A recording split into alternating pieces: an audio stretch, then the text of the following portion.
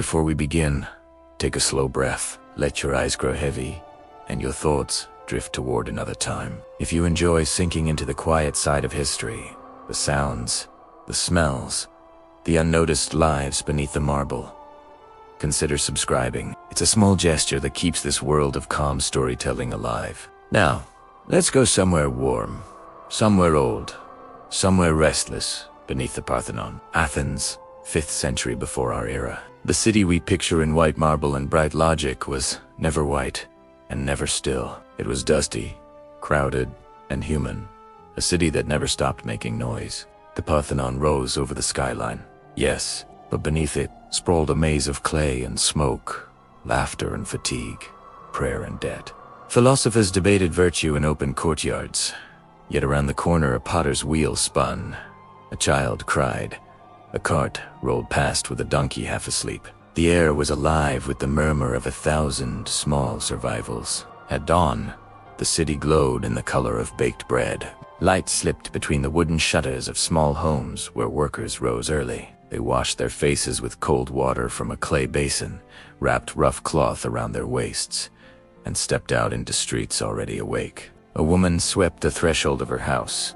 A baker pulled hot loaves from his oven. And across the hill, a temple bell clanged once, signaling another day of work and worship. You can imagine the scent of it.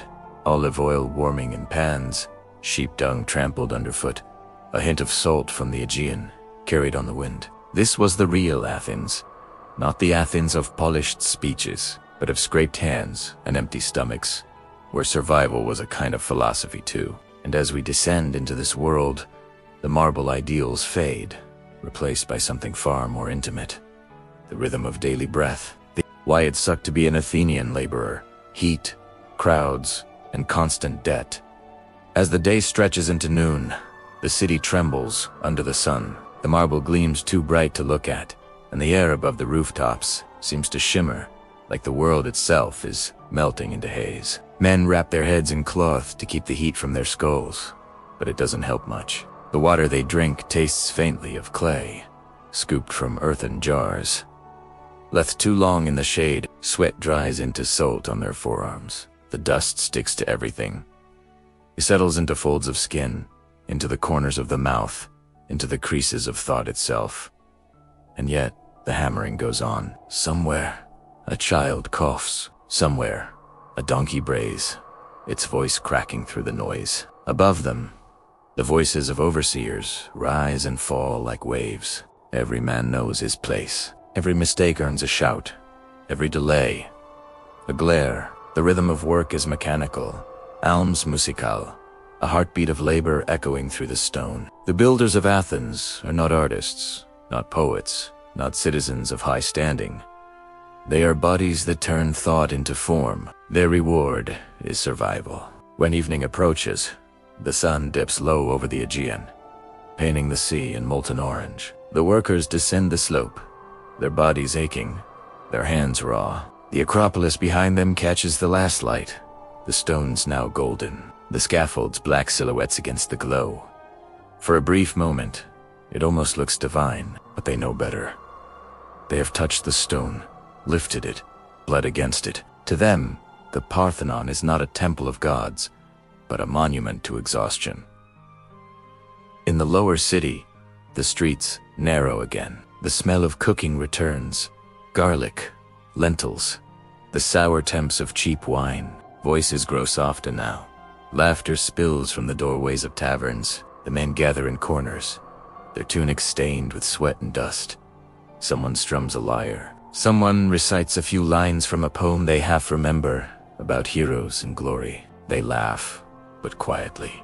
They all know glory belongs to someone else. Across the marketplace, a man counts coins under a flickering lamp.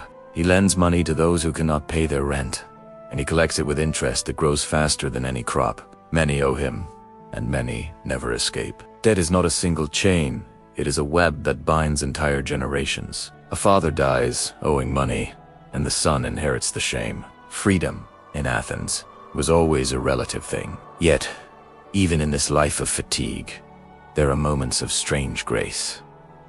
At dawn, the sound of birds returns. The air feels cool, new, forgiving. The man wakes again before the rest of the city, stepping outside to stretch his arms toward the pale horizon. In that quiet, before the carts roll and the overseers shout, he can almost imagine that he is free. Free of labor, of debt, of time itself. The thought fades quickly, but for a heartbeat, it is enough. Sometimes, on festival days, work stops altogether. The city transforms. The streets fill with music and movement.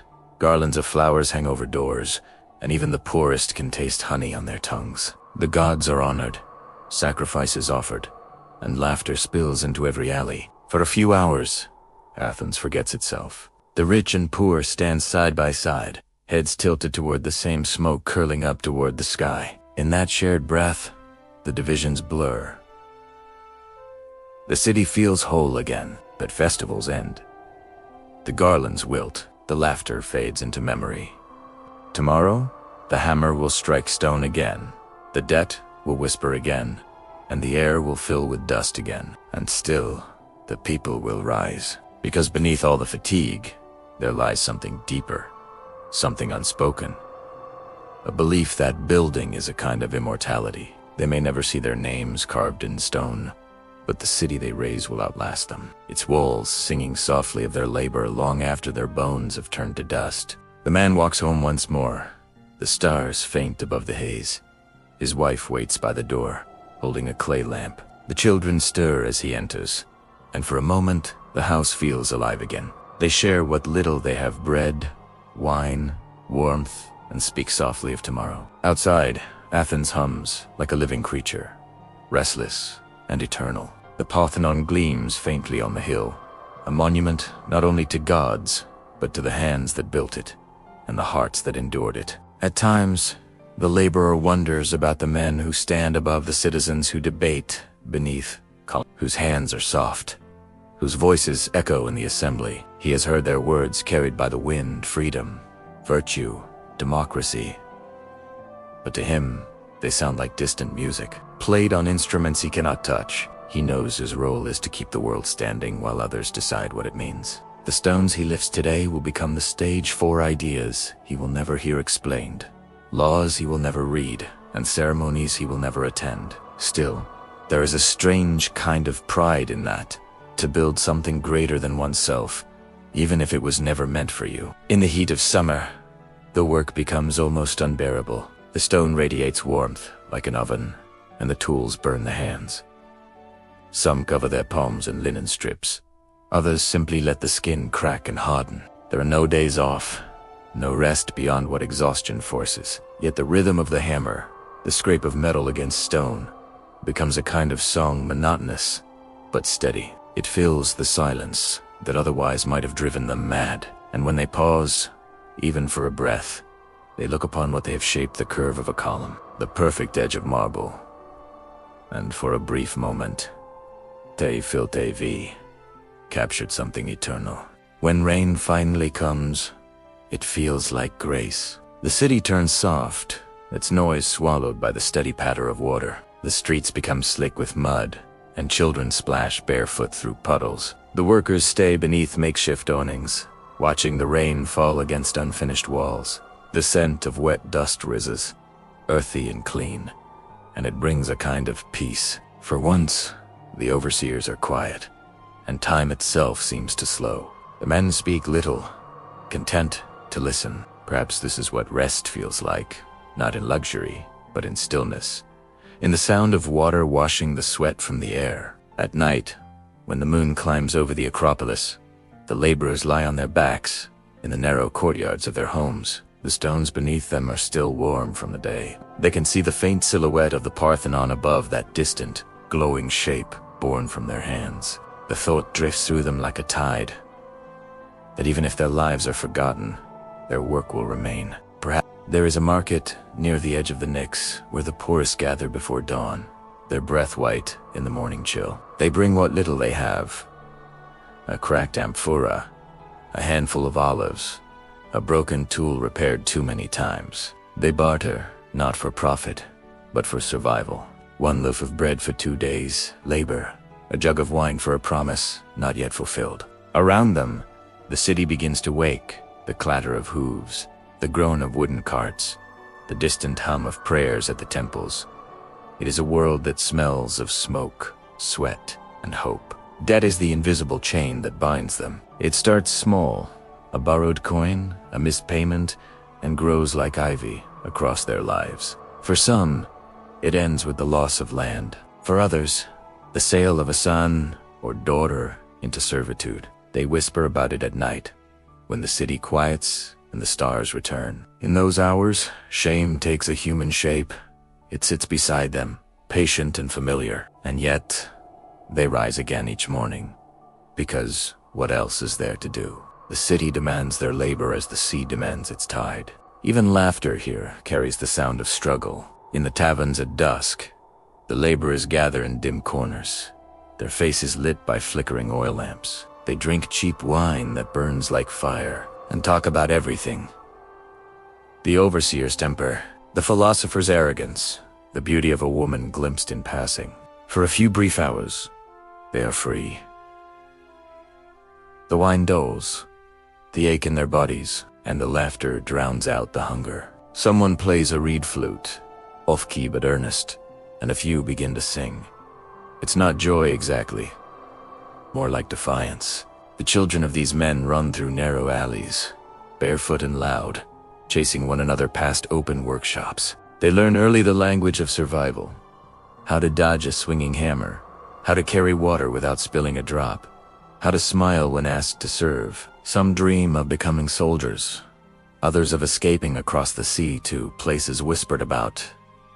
In Dockside, Thales, Egypt, Syracuse, Persia, most will never leave Athens, but dreams have their own kind of freedom, fragile yet bright. In the heart of the city, the temples rise higher each year. The workers often look up as they pass, their necks aching, their eyes squinting against the sun. They hear the poets praise Athena's wisdom and Pericles' vision, but the words float above them like smoke. The marble they carved yesterday will soon be blessed by priests and poets alike, yet their names will never be spoken. The gods receive offerings.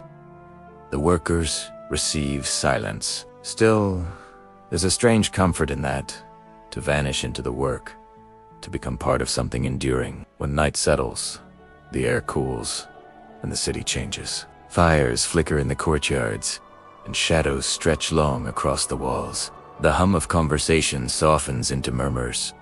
Men speaking of home, of wives, of children asleep beside clay lamps. A breeze carries the scent of sea salt and fig trees. In moments like this, the city feels almost kind. The noise fades, and one can almost believe that the suffering has meaning, that each hardship is a thread in something greater, unseen but real. Sometimes, illness takes one of them. There are no doctors for men of their kind, only herbs, prayers, and waiting. When someone dies, the others gather quietly. They lift the body with rough hands, wrap it in linen, and carry it to the edge of the city. No orators speak, no statutes mark the grave, yet the silence feels sacred, a kind of reverence, born not from ritual, but from understanding. They know the same earth that takes them will one day take them too. And still, they return to work. Always, they return. Above them, Athens thrives. The philosophers debate, the generals plan, the playwrights perform. From the hills, the city must look magnificent. Marble shining under the sun, the Aegean glinting in the distance. But from the ground, it is something else entirely. Crowded, noisy, unrelenting. The people move like currents in a river, each one carrying their own burden, each one trying to stay afloat. The beauty of Athens, it seems, was always built on exhaustion. And yet, among all this toil, there are moments of wonder. A sculptor pauses to watch the sunrise through the columns he helped raise. A mason's child brings him lunch, and he smiles as she runs away laughing. A bird lands on the half-finished temple, its feathers catching the light. For a moment, everything feels still, as if the city itself holds its breath. In these tiny fragments of peace, life glimmered. It may not be glorious, but it is undeniably human. When sleep finally comes, it comes like mercy. The body collapses, the mind drifts, and for a few precious hours, the burdens of the world fade. In dreams, the laborer stands before a completed Parthenon, its marble glowing, its steps cool beneath his feet. He does not see the overseer, nor the debt collector, nor the endless heat. Only the beauty he helped create, silent and eternal. And when he wakes, before the pain returns, he smiles, because even if he will never own this city, a part of it will always belong to him.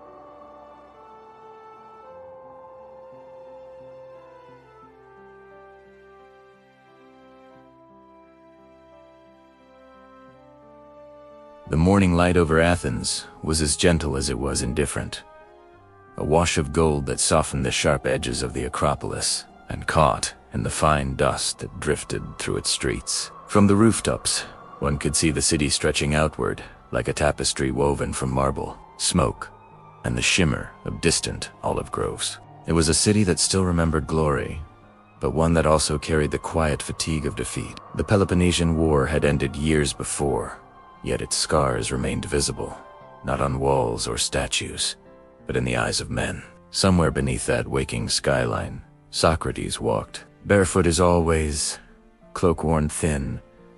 He moved through the marketplace, not as a celebrity, but as a familiar disturbance, the man who asked too much and answered too little.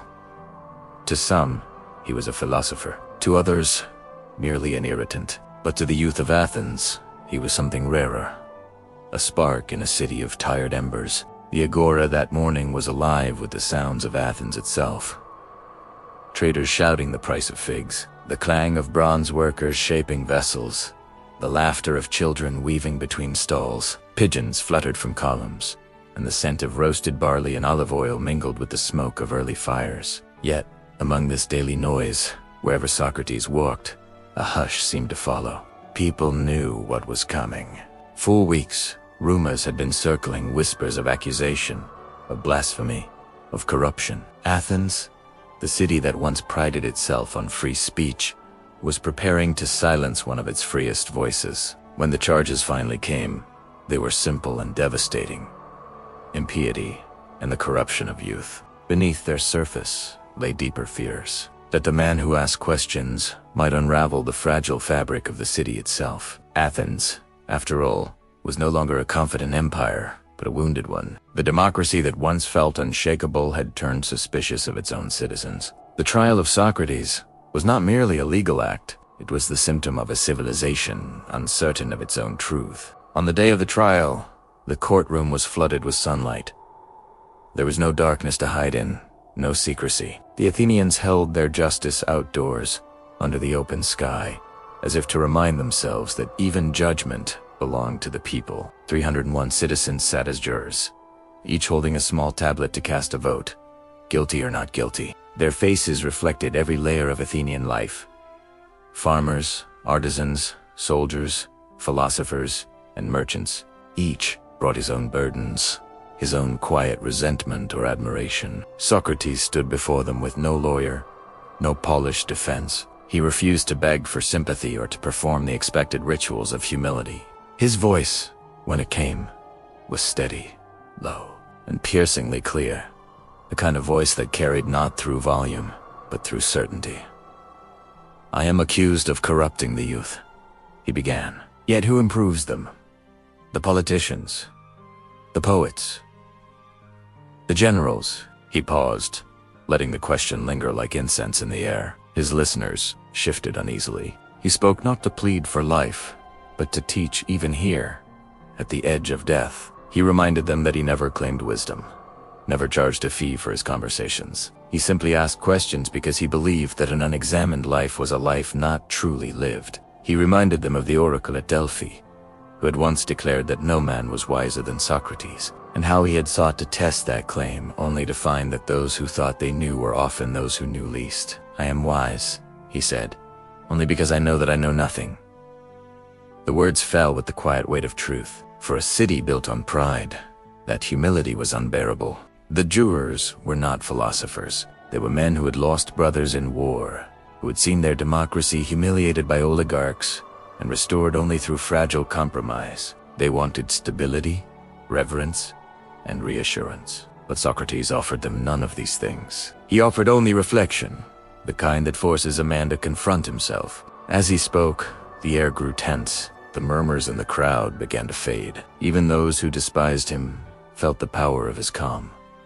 This was no rebel shouting against authority. This was a man who stood at peace within himself, unmoved by fear or favor. He spoke of the gods not with denial but with mystery, of morality not as decree but as inquiry. He asked whether justice could truly exist if it was decided by the majority's comfort rather than the soulless integrity. When the time came for the jurors to vote, there was no thunder, no declaration, only the soft clatter of pebbles dropped into urns, the ritual sound of democracy passing judgment. And when the count was finished, the result was known. Guilty, by a narrow margin, close enough to sting, wide enough to seal his fate. They asked him then to propose his own punishment. It was a chance, a door left ajar through which he could escape. Most expected him to beg for exile, or offer to live in silence. Instead, with that same serene irony, he replied, "What I deserve is to be fed at the public expense, as are the victors of Olympia." In the days that followed, the prison was quiet. It was not the darkness of despair, but of contemplation. Socrates sat on his low wooden bench, hands folded loosely, his gaze fixed not on the walls around him, but on the ideas still living in his mind. His students visited often, bringing bread, wine, and tears. They begged him to flee, to take the escape that had been arranged through friends and bribes. But Socrates refused, as gently as one declines an unnecessary gift. He explained that tyranny would be to betray the very thing he had taught. That virtue meant harmony with one's own principles, even when the world turned against them. "The laws may wrong me," he said, "but I have lived by them. Shall I now destroy them because they destroy me?" His voice was calm, the tone of a teacher correcting not a student's logic, but a student's fear. In those last days, Athens outside continued its life of trade and debate, but inside that narrow cell, something deeper unfolded. The final dialogue of a man who had built his world on thought. He spoke to his companions, not of politics or revenge, but of the soul. He told them that death was not an ending but a release, a return of the soul to its true form, unburdened by the noise and confusion of the body. Philosophy, he said, was nothing less than the preparation for this moment. Each visitor wept. Even Crito, the practical one, the man of means, broke into tears. But Socrates remained still, his serenity almost disconcerting. He spoke of the forms, of truth, of the eternal. He urged them to care not for wealth or reputation, but for the health of their souls. He laughed softly when a Palladorist, overcome with grief, struck his chest and cursed the gods. "Would you rather I wept with you?" Socrates asked. "Would that comfort you? Or the city?" The day of execution came quietly. The guard, who had come to respect him, entered with reluctance, carrying a small clay cup filled with the milky poison. The air was thick, not with the scent of death, but of acceptance. Socrates received it without hesitation. He did not pray for rescue or justice. He only asked what must be done. He lifted the cup slowly, his hand steady, his eyes on the horizon of thought rather than the fear of ending. "To health," he said, invoking Asclepius, the god of healing. "For death, I think, is a cure." He drank it down, and as the numbness began to spread through his limbs, he continued to speak calmly, even playfully describing the sensations so that his students might understand. "It was this," he murmured. First from the feet, tender legs. When it reaches the heart, it will be over. Those were his last teachings, his final act of instruction. His last words, to Credo, were a gentle reminder. We owe a cock to us. See that it is paid. A simple offering to the God who heals, a sign that death, too, was a kind of healing. And then he lay back, the quiet overtaking him like the evening tide over sand. When the silence settled, it was not the silence of tragedy, but of completion. Athens continued its restless life outside those prison walls. The agora filled again with talk and trade. The philosophers returned to their schools, the soldiers to their drills. Yet something invisible had shifted. The city that had prided itself on wisdom had killed its wisest man. And though the dust of time would bury many things, it would never quite cover the sound of his calm voice, or the questions that lingered after it. Plato, standing by his teacher's body, said nothing. He did not need to. The true defense of Socrates would be written not in speeches, but in dialogues, in the endless pursuit of truth that would outlive empires. Through the centuries, his voice would echo softly through monasteries, universities, and quiet libraries, asking, never answering, guiding, never forcing. And perhaps that is why, even now, in the stillness of night, when the world quiets enough to let thought breathe, one can almost hear him again, asking the only question that truly matters. What is the good life?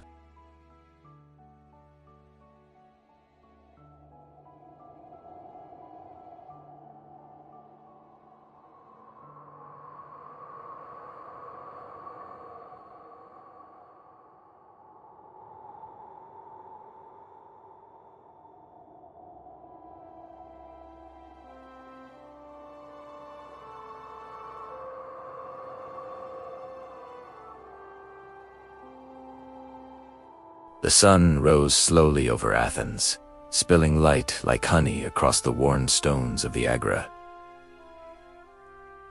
Each morning, the city awakened not to music or bells, but to mobim in sandals, scraping against limestone, the creak of wooden carts, the bleating of goats being led through narrow lanes. Dust lifted from the ground with each step, glowing in the golden haze that gathered above the market square. The Parthenon shimmered in the distance like a divine mirage. But down here, life was entirely human, full of noise, sweat, bargains, and laughter. To walk through the Athenian agora was to walk through the lungs of democracy itself. Here, everything breathed together, the pulse of commerce, the rhythm of conversation, the rise and fall of ideas. Merchants called out prices for olive oil and wine. Women bent over looms, their fingers pulling colored threads into harmony. Philosophers lingered under the shade of colonnades, their robes brushing the dust as they argued about virtue. And weaving through it all were whispers, the gossip of a city alive with curiosity. The air carried more than scents of spices and roasted grain. It carried words, endless words. Athens was a place where people lived by speech. To speak was to exist, to argue was to live, and to persuade was to shape the very direction of the polis. A fisherman might debate justice beside a sculptor. The soldier might quote a poet to justify a law. Every voice added to the chorus that defined the city. The agora was both theater and stage, a place where every citizen performed the act of being free. But freedom, like trade, was noisy and complicated. Amid the clamor of exchange, there were always rivalries, suspicions, and jokes. Some gentle, others beating. A potter mocked the orator's fine sandals. A farmer laughed at a philosopher who couldn't tell barley from wheat. Behind the public debates and noble ideals, Athens was still a small city full of familiar faces and grudges that stretched across generations. The marble facades hid a society of chatter and complaint, of pride and petty competition. At dawn, the bakers arrived first. They came with baskets of steaming bread, the crusts still crackling as they cooled. Then the traders of bronze and clay, their stalls lined with pots that caught the morning light in soft reflections. The coin mint was not far, and the clink of silver drachmas seemed to echo like a heartbeat beneath the murmurs. Above all, the voices. Always the voices. The agora was not a quiet place. It was alive with argument and rumor, with the endless retelling of yesterday's events as though each conversation might rewrite the truth. And yet, there was beauty in the chaos. Beneath the open porticos, philosophers and sophists gathered in small circles. One could see young men, their eyes alight with ambition, listening to speeches on ethics and logic. There was always someone claiming to have a new definition of justice, or a more accurate measure of virtue. The Athenian air itself seemed to hum with dialectic tension, where each question gave birth to 10 more. And through it all, the common folk passed by, half listening, their baskets filled with onions, fish, and bread. Near the fountain house, where women fetched water and exchanged rumors, another kind of philosophy unfolded. One less formal but no less wise. Their life's lessons were spoken in quieter tones. Who was cheating whom? Which family had fallen into debt? Which child had been accepted as an apprentice? And which soldier's name was whispered by a married woman at night? This too was Athens, a web of stories, spun anew each morning, glistening briefly before being replaced by others. When the sun climbed higher, the officials appeared, clerks, heralds, and citizens preparing for the daily assembly. They came with wax tablets under their arms, their sandals squeaking faintly as they walked toward the steps of the Stoa of Zeus. The air changed then.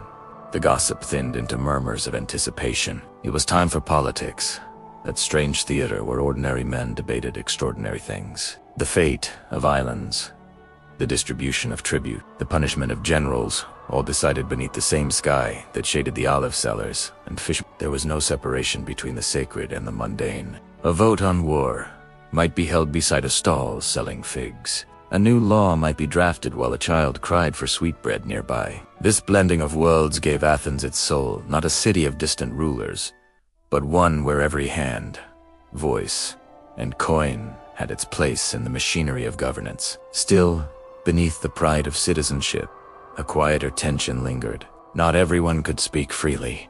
As the day wore on, the agora changed its tone, like an instrument shifting key.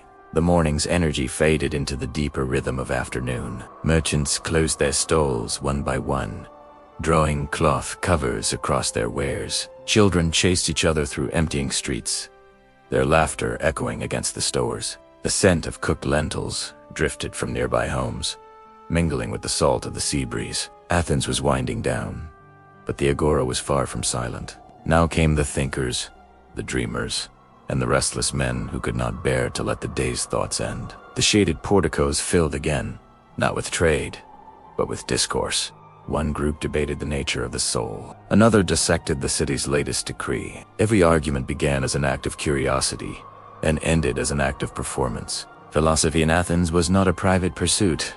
It was a public sport. Words collided like wrestlers, and the crowd judged by applause or laughter. There was no stage, no script. A potter might interrupt a statesman, and a shepherd might challenge a scholar. The agora was democracy in its rawest form. Messy, alive, and utterly human. Ideas clashed, not in libraries or halls, but in sunlight and dust. To live here was to be seen, to be heard, to argue one's place in the great conversation of the city. And yet, among the noise, there were moments of profound quiet. Near the altar of the 12 gods, where citizens sometimes left small offerings of fruit and wine, a strange kind of stillness could be found. Old men sat in silence, watching pigeons peck at crumbs, their minds wandering between past and present. Some had fought in the wars. Others had lost sons to them. Their eyes held the weary wisdom of men who had seen Athens both triumphant and trembling. It was said that in the agora, time itself could be felt, not as numbers or dates, but as presence. Each stone carried footsteps from centuries before. Each shadow seemed to remember the voices that had fallen into it. Even now, the faint traces of those sounds linger. The laughter of women, the cries of hawkers, the solemn chant of civic oaths. To stand in that place was to stand in the center of memory itself. As dusk began to fall, torches flickered to life. Their light danced across the marble faces of statues and the bronze shields hanging in shrines.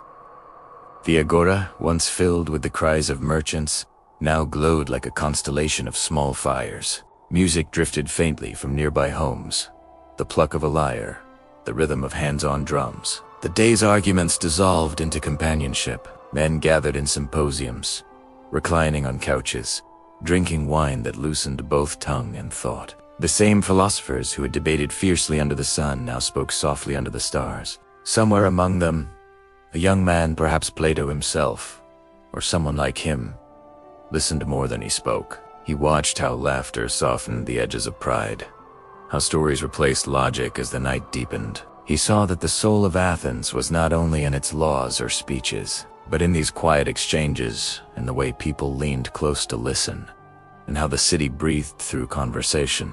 Above the rooftops, the Parthenon gleamed pale against the indigo sky. Its columns caught the last light of day like the ribs of some sleeping god. From here, the agora looked small, a patch of flickering warmth below. Yet it was here, not on the Acropolis, that Athens truly lived. Not in marble, but in the dust. Not in temples, but in talk. As the final torches burned low, the city fell into a deeper stillness. The same stones that had echoed with 1,000 voices now listened. The same air that had carried shouts of debate now rested heavy with the smell of smoke and salt. Somewhere an owl called from the ruins, its cry both haunting and eternal. And in that quiet, the agora seemed to whisper back a reminder that democracy, trade, gossip, and philosophy were all born from the same human desire: to connect, to be heard, to make meaning before the light fades. The city would sleep and rise again. The bread would bake, the merchants return, and the arguments begin anew. But beneath all the noise, something deeper remained. The murmur of a civilization that learned to think aloud.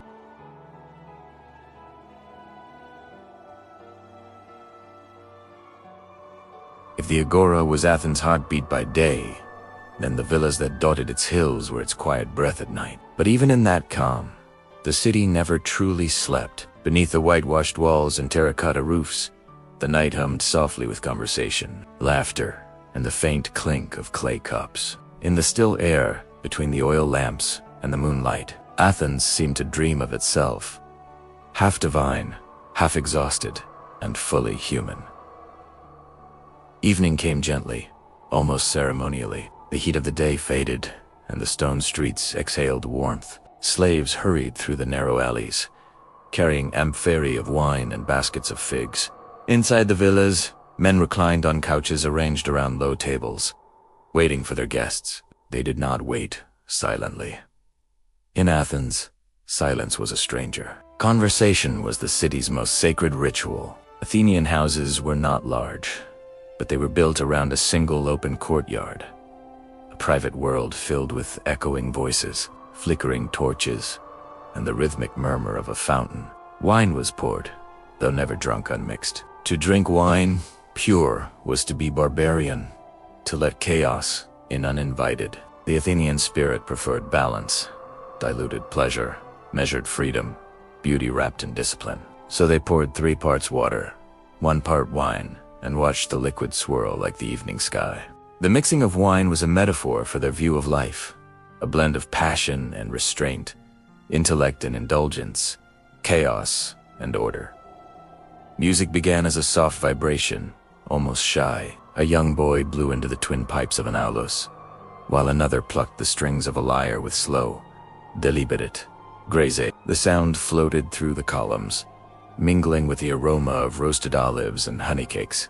Conversation softened, tender awakened laughter, flickering like the lamplight. This was a symposium, the uniquely Athenian invention. A gathering where the mind and the body were both allowed to wander. But a symposium was never just a party. It was an experiment in being human. Here, men tested ideas, limits, and loyalties. Someone would quote a poet, another would challenge him. Someone would argue that courage is born from reason, while another would say it is born from desire. The night could turn philosophical, absurd, or dangerously honest. If Socrates happened to be there, as he often was, embedded or not, he would sit quietly at first, sipping slowly, then ask a question that stripped everyone's certainty bare. The villa's rooms were laid out with quiet intention. The men feasted in one, Their wives stayed in another. The Ganakian, a world apart. There, behind painted doors, women wove linen and whispered about husbands, gods, and the strange habits of men. They managed the house, trained the servants, and raised the children.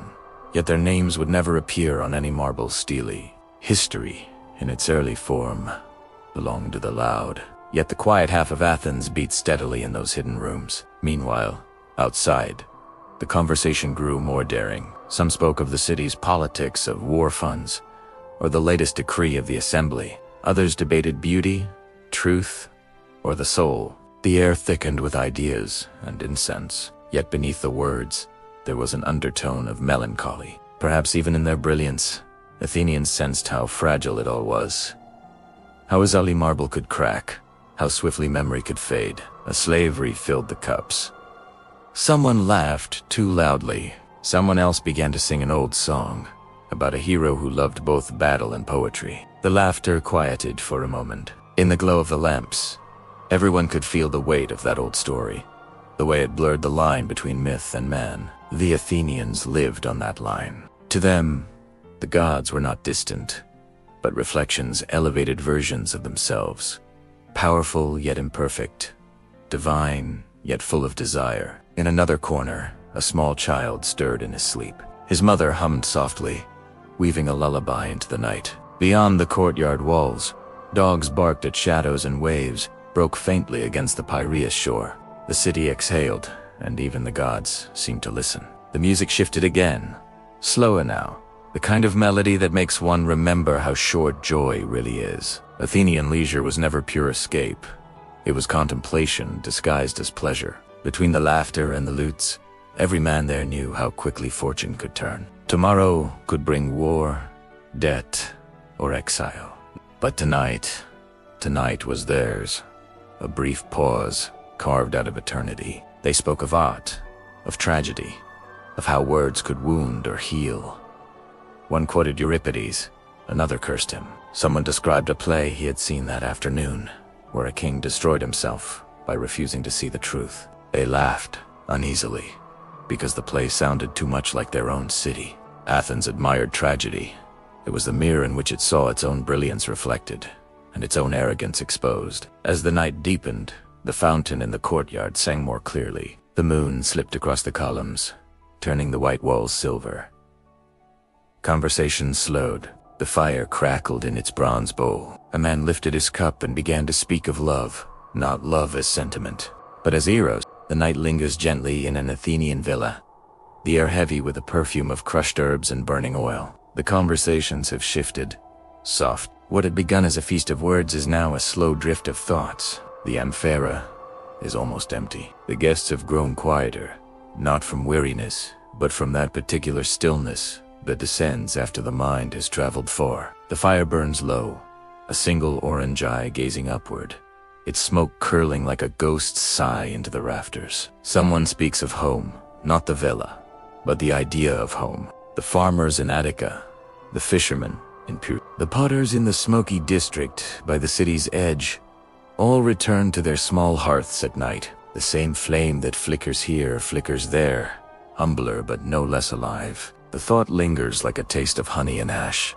for all their debates, their plays, and their temples. The Athenians remain creatures of the hearth, bound to that ancient instinct to gather around warmth and share the fragments of a day. In the women's quarters, the hum of life continues on another frequency. A mother teaches her daughter to spin flax, fingers moving in rhythm to a song older than the city itself. The child hums along, her small voice almost swallowed by the sound of the spindle. They talk softly about the festival coming next month, about what color to dye the cloth, about whether the goddess will send good fortune. They do not know that their daily gestures, the pattern of thread, deum of song, will vanish into time unrecorded. Yet they are the pulse of the city, as a hidden half as constant as the waves that shape the shore. In another corner of the house, an older man adjusts a clay lamp, turning the wick to keep it alive. The flame trembles, reflects against the bronze cups and polished vases. He listens to the laughter still drifting from the men's room. It sounds far away now, like something from another world. He remembers his youth, the crowded symposiums, the restless talk, the intoxication of argument. But now, he finds more comfort in the silence between words. The world seems wider there. Outside the villa's walls, the city murmurs. Somewhere, a dog barks. A woman closes her shutter. A flute echoes faintly from a distant courtyard. The night of Athens is not a silence, but a weaving of sounds. A slow, living tapestry of the city's breath. It moves from the harbor to the hills, from the sleeping slaves in their quarters to the statues of gods that seem to shimmer in the moonlight. Inside, the remaining guests recline further, no longer debating but drifting between memory and dream. A servant brings watered wine once more. Someone begins to speak, softly, about death, not in fear, but in curiosity. For the Athenians, death was not an end, but an inquiry. What becomes of the soul when the body fades?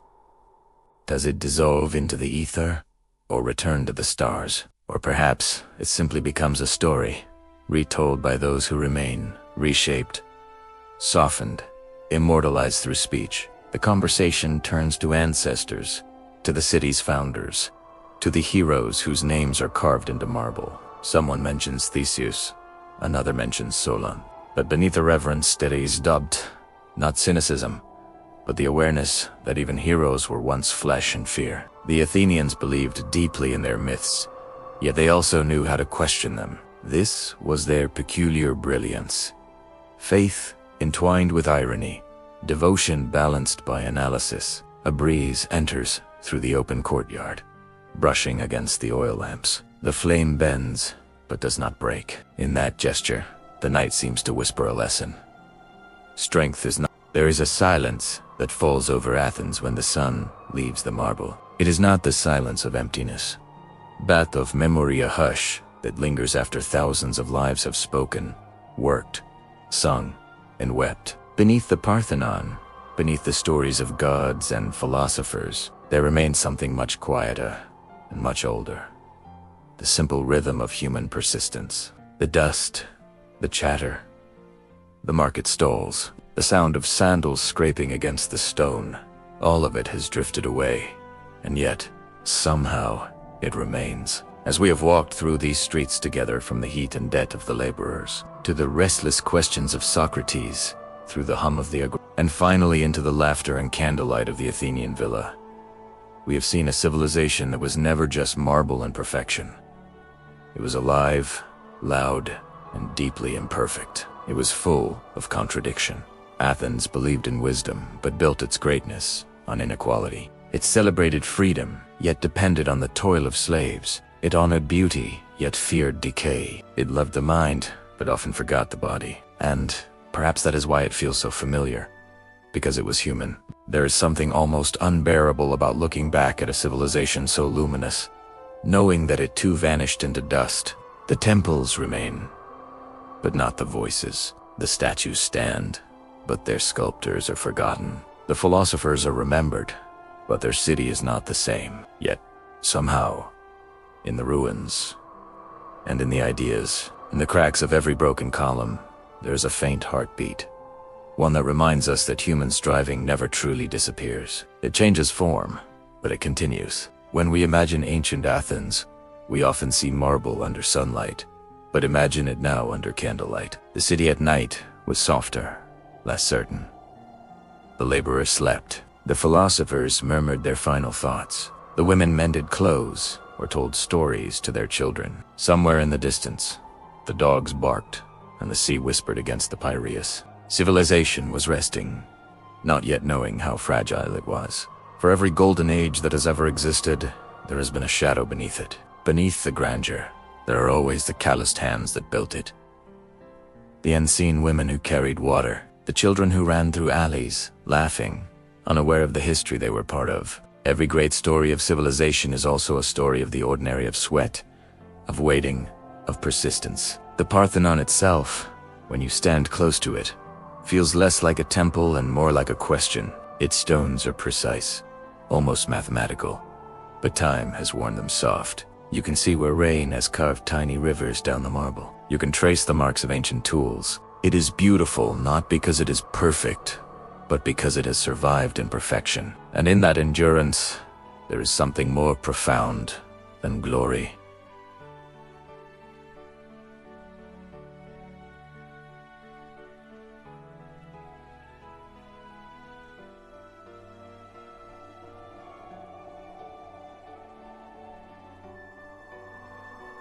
There is humility. Civilization is a fragile thing. It can fall to war, to greed, to neglect, or sometimes simply to time. But every time it falls, humanity builds again.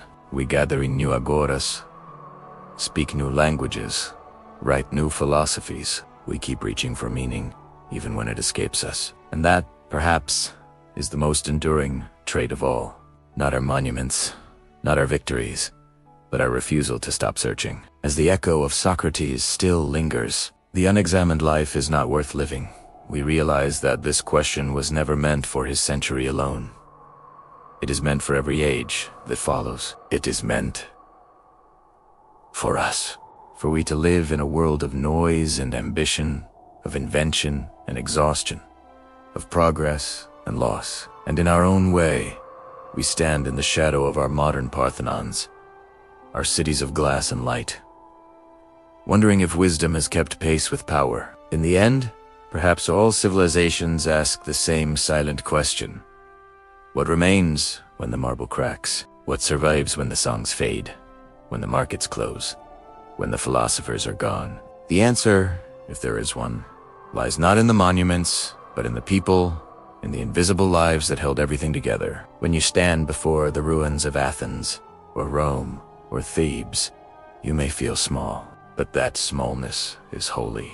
It connects you to all who came before, those who built, who questioned, who loved and lost, who dreamed of eternity even as they lived only a few short years. Their hands, their voices, their hopes, they are the same as ours. So when the light fades on the Parthenon and the cicadas fall silent, remember, civilization is not made of stone. It is made of longing.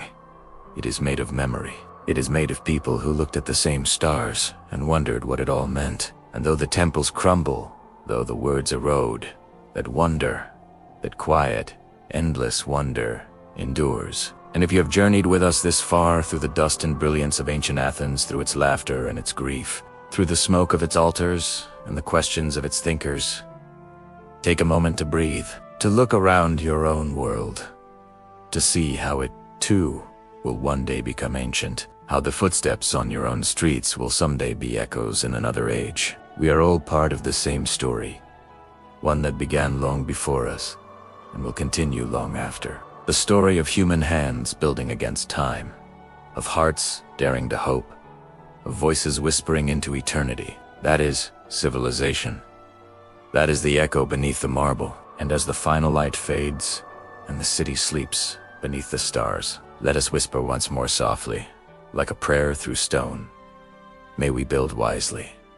May we remember humbly. And may we never forget the dust from which we rise. If this journey through history moved you, if you felt the weight of time, the beauty of ordinary lives, and the quiet pulse of human persistence, then subscribe so that you can walk with us again to the forgotten corners of the past. Because the story of humanity is not over. It continues in you, in me, in every breath that remembers.